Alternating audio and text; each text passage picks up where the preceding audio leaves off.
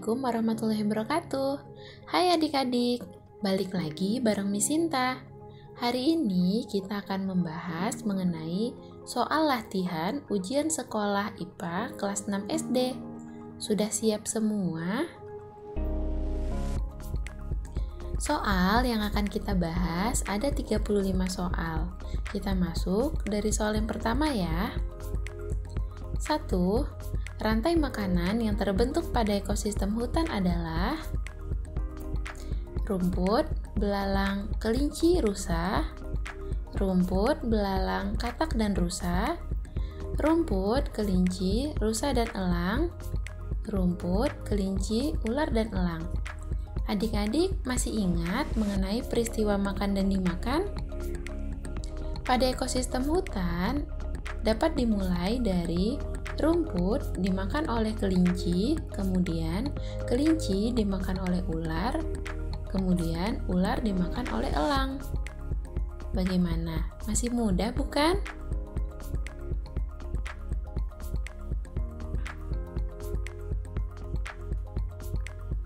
Dua, hubungan antara dua makhluk hidup yang satu rugi sedangkan yang lain tidak diuntungkan atau dirugikan adalah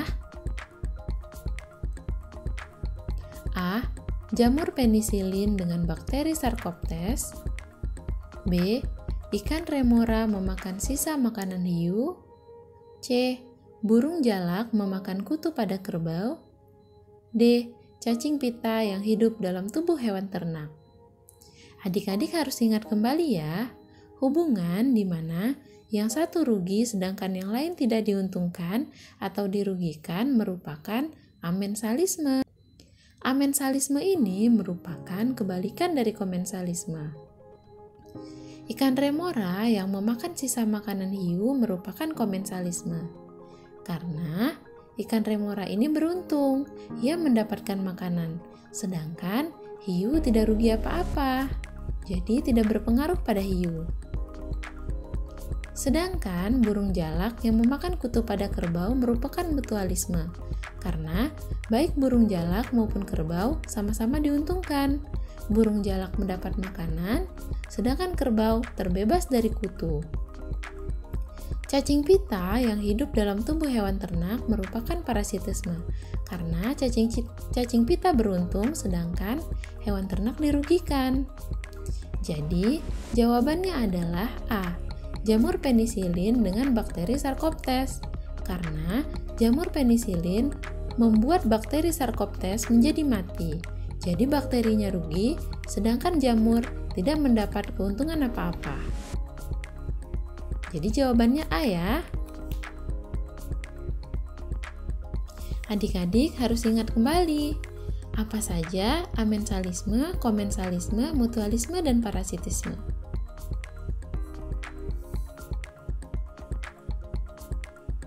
3. Organisme yang dapat menduduki bagian P dan Q secara berurutan adalah.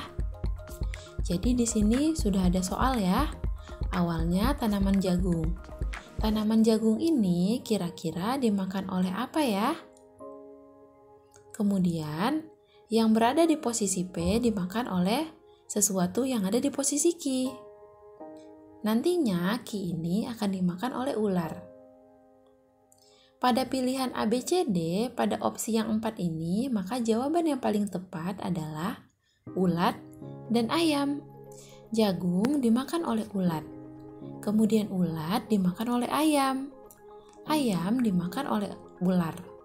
Jadi jawabannya adalah B. Sekarang kita masuk ke soal yang keempat.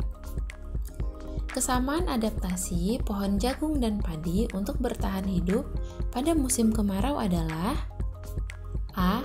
Menggugurkan daun, B. Menggulungkan daun, C. Memiliki lapisan lilin pada daun, D. Memiliki duri pada permukaan daun. Ingat, ketika musim kemarau, maka tumbuhan akan melakukan adaptasi untuk mengurangi penguapan. Bentuk cara untuk mengurangi penguapan ini berbeda-beda. Nah, pada jagung dan padi caranya adalah dengan menggulungkan daunnya. Karena semakin kecil permukaan daunnya, maka penguapannya juga akan semakin kecil.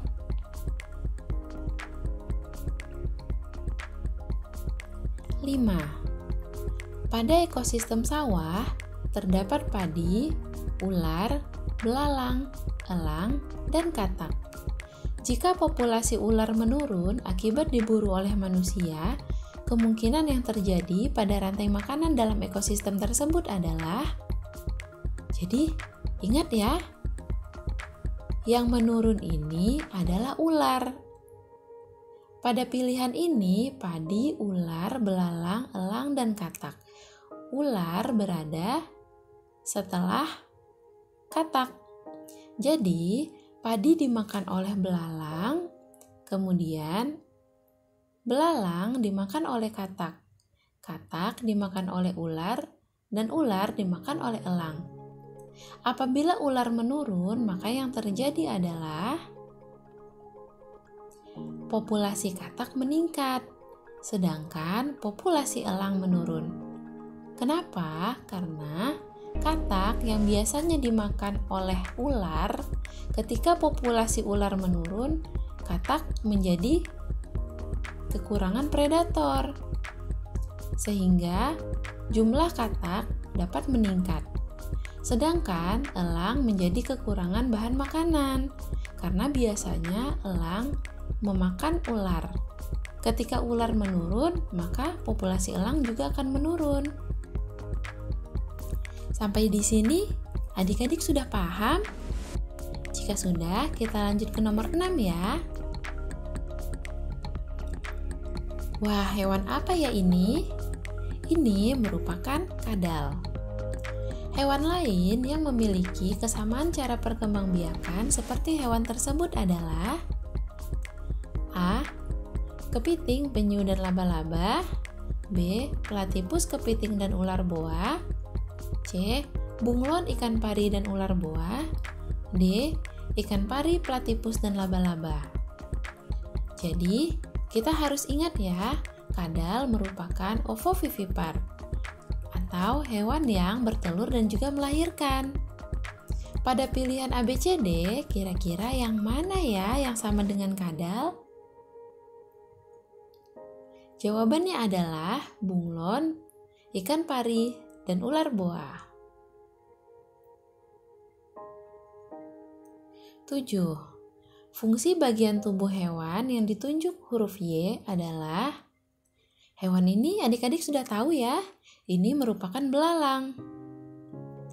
Bagian yang ditunjuk dengan huruf Y merupakan spirakel, yang mana spirakel ini berfungsi untuk keluar masuknya udara pernafasan. Kalau di manusia, kita keluar masuknya udara melalui hidung, tapi di belalang itu melalui spirakel. Wah, ini hewan yang sering kita jumpai ya. Hewan lain yang memiliki tahapan daur hidup seperti gambar tersebut adalah, gambar tersebut merupakan gambar kecoa. Adik-adik masih ingat kira-kira kecoa ini metamorfosis atau tidak? Jika iya, merupakan metamorfosis sempurna atau tidak sempurna? Nah, kecoa merupakan hewan yang mengalami metamorfosis tidak sempurna. Masih ingat tidak cara membedakannya? Hewan yang mengalami metamorfosis sempurna harus melalui tahapan larva dan juga pupa atau kepompong. Nah, kecoa ini tidak ya. Setelah telur langsung menjadi kecoa muda, lalu menjadi kecoa dewasa. Jadi, untuk opsi A, B, C, D, kita harus cari hewan mana yang kira-kira tidak melewati tahapan larva atau ulat, kemudian pupa atau kepompong. Jadi, dari telur langsung hewan muda, kemudian hewan dewasa. Jawabannya adalah D, jangkrik, belalang, dan capung.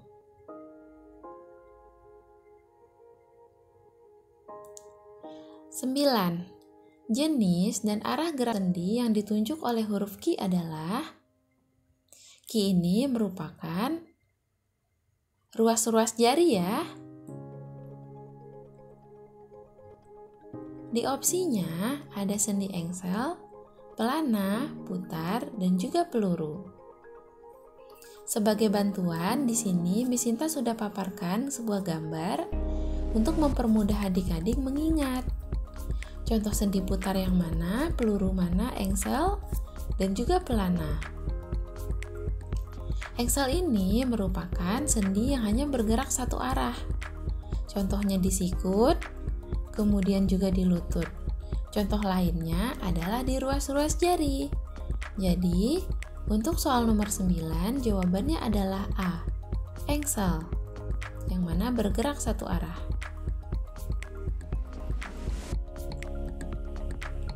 10. Salah satu fungsi selaput lendir di hidung manusia adalah A. Pertukaran oksigen dan karbon dioksida, B. Menyesuaikan kelembaban dan suhu udara, C. Tempat pertama kali udara masuk ke dalam tubuh, D. Menyaring udara kotor yang lolos dari rambut hidung. Jawabannya B. Menyesuaikan kelembaban dan juga suhu udara. Itu fungsi dari selaput lendir di hidung kita. 11. Proses pencernaan yang terjadi pada bagian yang ditunjuk oleh huruf X adalah, adik-adik tahu kan? X ini merupakan kerongkongan. Tujuannya adalah untuk melakukan gerakan peristaltik.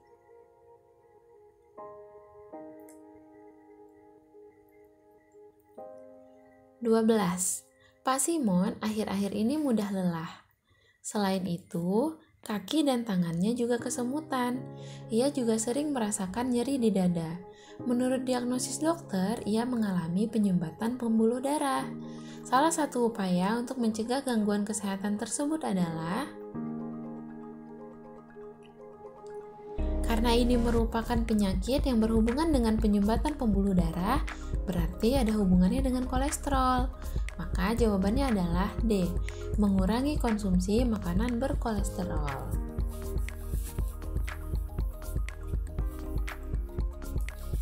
13. Proses peredaran darah yang terjadi setelah sampai di bagian bertanda X adalah, X merupakan serambi kanan.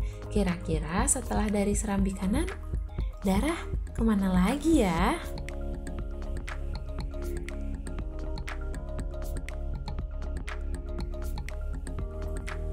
Dari serambi kanan, kemudian darah akan masuk ke bilik kanan, dipompa ke paru-paru, lalu dialirkan ke serambi kiri. Jadi jawabannya C.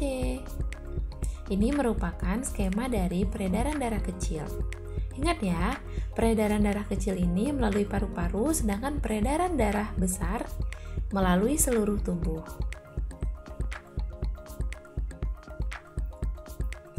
14. Peristiwa yang terjadi jika membran karet ditarik, kemudian dilepaskan adalah, nah ini merupakan salah satu praktek untuk simulasi latihan pernafasan. Jadi, apabila membran karetnya ditarik, yang itu yang ada sarung tangannya ya, yang ada bagian tangannya, ketika kita tarik itu, maka tekanan di dalam tabung menjadi rendah. Sehingga tekanan udara di luarnya, udara pun masuk melalui pipa dan kedua balon menjadi mengembang.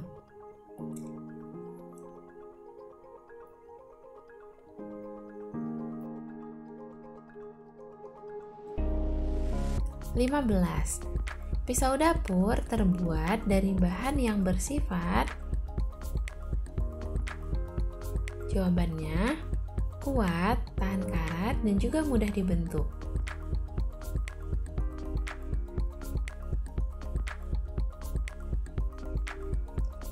16. 1. Es menjadi air saat diletakkan di udara terbuka. 2. Menjemur pakaian yang basah. 3. Proses pembuatan garam secara tradisional. 4. Kapur baru selama-lama habis jika dibiarkan. 5. Bensin kelamaan akan habis apabila wadahnya terbuka. Proses perubahan wujud menguap ditunjukkan nomor. Adik-adik masih ingat kan? Menguap merupakan perubahan wujud benda dari zat cair menjadi gas. Kira-kira yang dari cair menjadi gas yang mana ya? Jawabannya adalah 2, 3, dan 5. Ketika kita menjemur pakaian, air yang ada di pakaian akan menguap menjadi udara. Kemudian 3, proses pembuatan garam yang mana garam ketika dijemur atau dipanaskan, airnya akan menguap dan menyisakan kristal-kristal garam.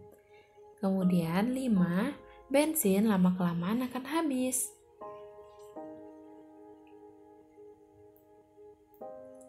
17. Dayu mengukur suhu badan menggunakan termometer air raksa. Ketika digunakan, suhunya 36 derajat Celcius. Setelah selesai, Dayu meletakkannya dan suhu termometer menjadi 20 derajat Celcius. Peristiwa ini terjadi karena ingat ya, termometer itu memuai ketika mendapat suhu panas, kemudian menyusut ketika tidak digunakan atau mendapatkan suhu yang lebih dingin. Jadi jawabannya adalah D. Air raksa menyusut pada saat termometer tidak digunakan, sehingga yang awalnya mencapai suhu 36 ketika tidak digunakan dia menyusut dan berhenti di suhu 20. 18. Pada saat air mendidih terjadi perpindahan panas. Peristiwa lain yang memiliki kesamaan cara perpindahan panas dengan peristiwa tersebut adalah ingat ya. A. Memasak menggunakan panci aluminium. B. Asap kebakaran yang membumbung tinggi. C. Menjemur pakaian di bawah sinar matahari. D. Menghangatkan anak ayam menggunakan bohlam. Perpindahan panas yang terjadi pada saat air mendidih adalah konveksi. Sehingga perpindahan panas yang sama adalah ketika asap kebakaran membumbung tinggi.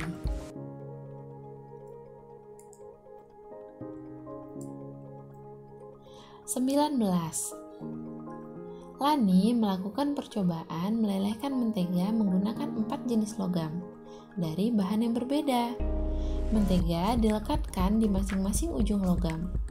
Keempat logam tersebut dipanaskan di atas lilin yang menyala sama besar. Lani mencatat hasil percobaan sebagai berikut. Logam 1 meleleh dalam 15 menit. Logam 2 dalam 7 menit. Logam 3 dalam 12 menit.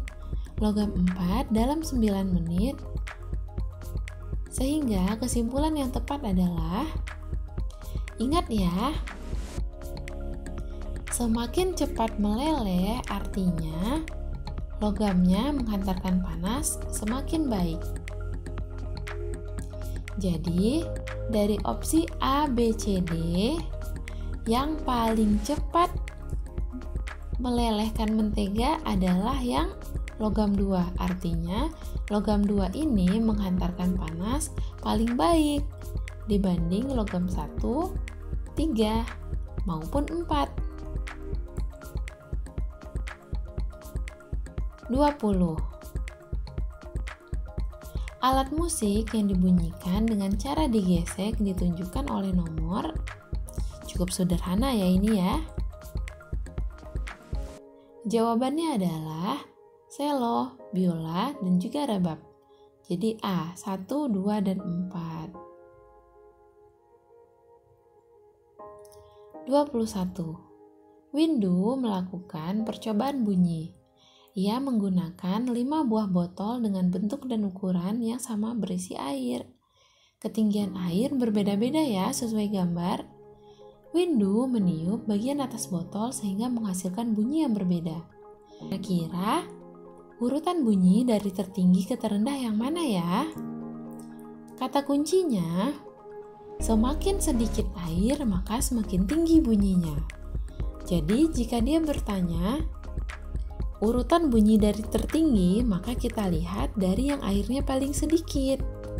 Sehingga jawabannya adalah 2, 3, 1, 5, dan 4. 22. Gaya yang bekerja pada peristiwa seperti gambar adalah, jadi di gambar ini merupakan gambar sebuah kelapa jatuh dari pohonnya.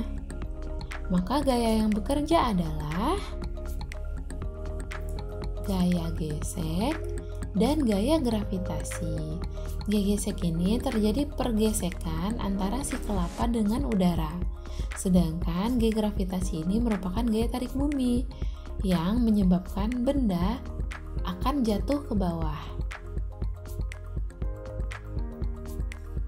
23.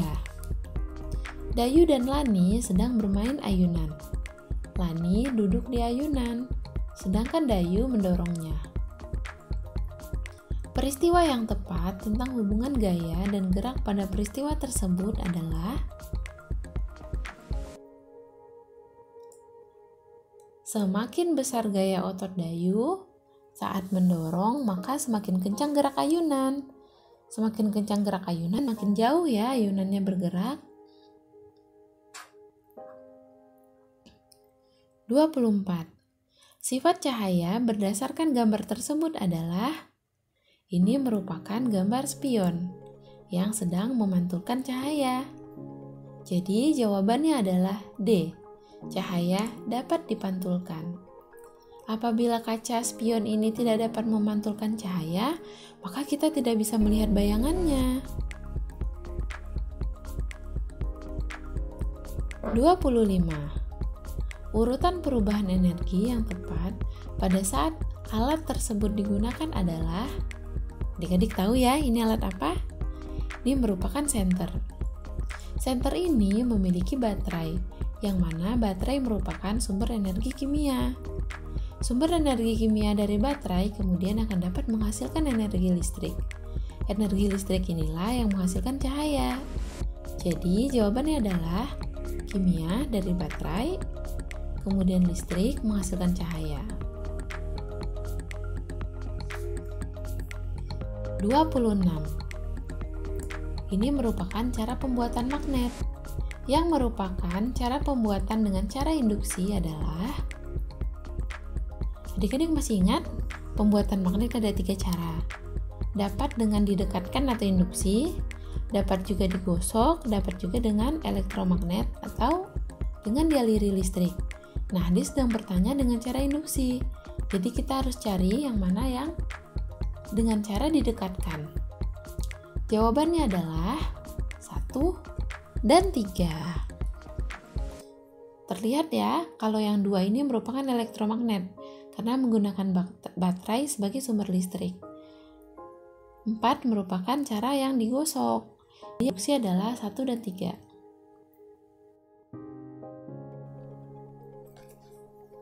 27. Menyalakan lampu sepanjang hari, menggunakan bahan bakar bio dalam kehidupan sehari-hari, memadamkan api kompor gas LPG ketika tidak digunakan, bepergian jarak dekat menggunakan sepeda motor, memanfaatkan fasilitas kendaraan umum untuk bepergian. Yang merupakan cara menghemat bahan bakar minyak bumi adalah, kita cari yang menghemat ya. Kalau yang nomor 1 menyalakan lampu sepanjang hari itu tidak hemat, yaitu merupakan pemborosan.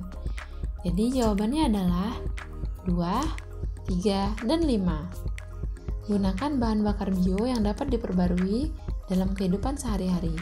Kemudian padamkan kompor jika tidak digunakan, dan gunakan kendaraan umum untuk bepergian.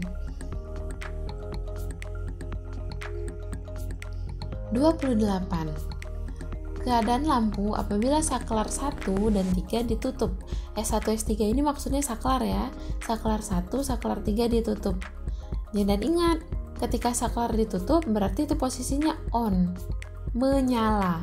Sedangkan ketika saklar dibuka itu berarti off atau padam. Jadi ketika saklar 1 dan 3 ini dinyalakan, yang terjadi adalah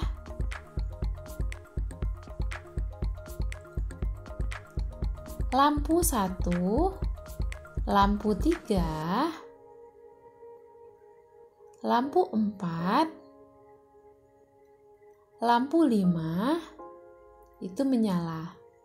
Sedangkan lampu 2 padam karena yang terikat dengan saklar 2 adalah lampu 2 aja. Hanya lampu 2.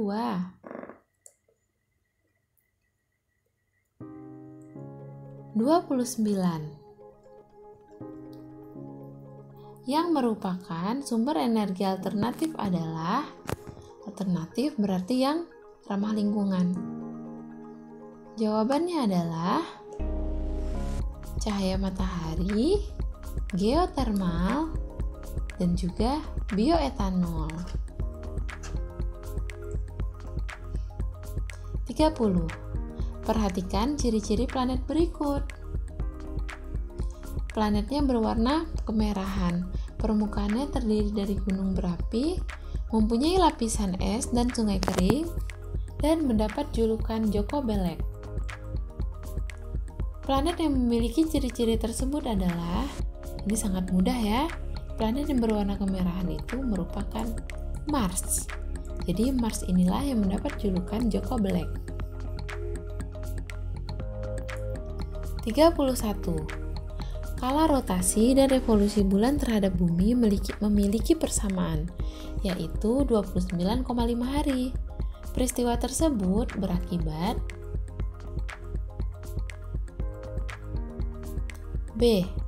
Permukaan bulan yang menghadap bumi selalu sama.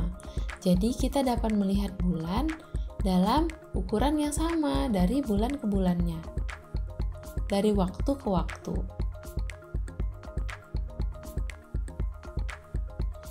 Jika posisi bulan berada pada posisi nomor 1, maka yang terjadi adalah, di sini kita bisa lihat ya, yang merupakan gerhana total itu pada nomor 3. Ketika pada nomor 1 ini dan juga nomor 5 itu namanya gerhana bulan penumbra.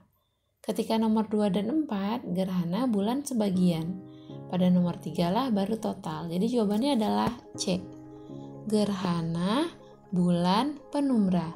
Ingat ya, ketika posisinya matahari, bumi di tengah, kemudian bulan di pojok, itu adalah gerhana bulan.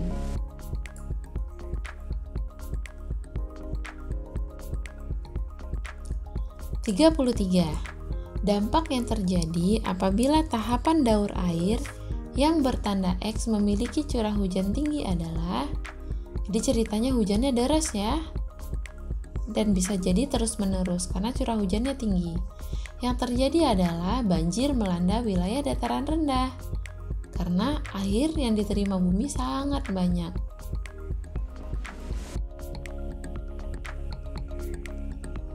(34) Pasangan sumber daya alam dan manfaatnya yang tepat ditunjukkan oleh nomor. Jadi kita harus cari ya, mana yang sumber daya alam dan manfaatnya sesuai. Jawabannya adalah B. 2, 3, dan 4. Cengkeh dapat dimanfaatkan sebagai bahan untuk membuat minyak katsiri, kopra untuk membuat minyak kelapa, dan cendana dapat dijadikan sebagai campuran parfum. Jadi cendana itu kayunya wangi ya. 35. Ini merupakan soal terakhir. Berikut ini sumber daya alam yang tidak dapat diperbarui adalah, kata kuncinya kita cari yang berasal dari bukan hewan dan bukan tumbuhan. Kalau mutiara kan dari hewan, atau lateks kan itu dari tumbuhan. Maka jawaban yang paling tepat adalah C. Kerosin, batu bara, dan oli. Bagaimana? Adik-adik sudah paham? Selamat berlatih ya. Oh iya, soal ini merupakan soal-soal yang Miss Inta adaptasi dari soal US IPA tahun-tahun sebelumnya. Jadi insya Allah soal-soal ini akan sesuai dengan yang akan keluar di US adik-adik nanti. Mungkin akan setipe atau mirip, Jadi jangan berharap benar-benar sama persis ya, hanya setipe. Jadi ini merupakan soal latihan. Sekarang adik-adik sudah paham. Terima kasih ya telah belajar dengan Miss Sinta. Jangan lupa like, kemudian komen apa yang adik-adik kurang paham, kemudian share ke teman adik-adik agar dapat belajar bareng-bareng. Kemudian jangan lupa subscribe, nyalakan loncengnya. Jadi ketika Miss Sinta update lagi, adik-adik sudah tahu. Sampai jumpa lagi.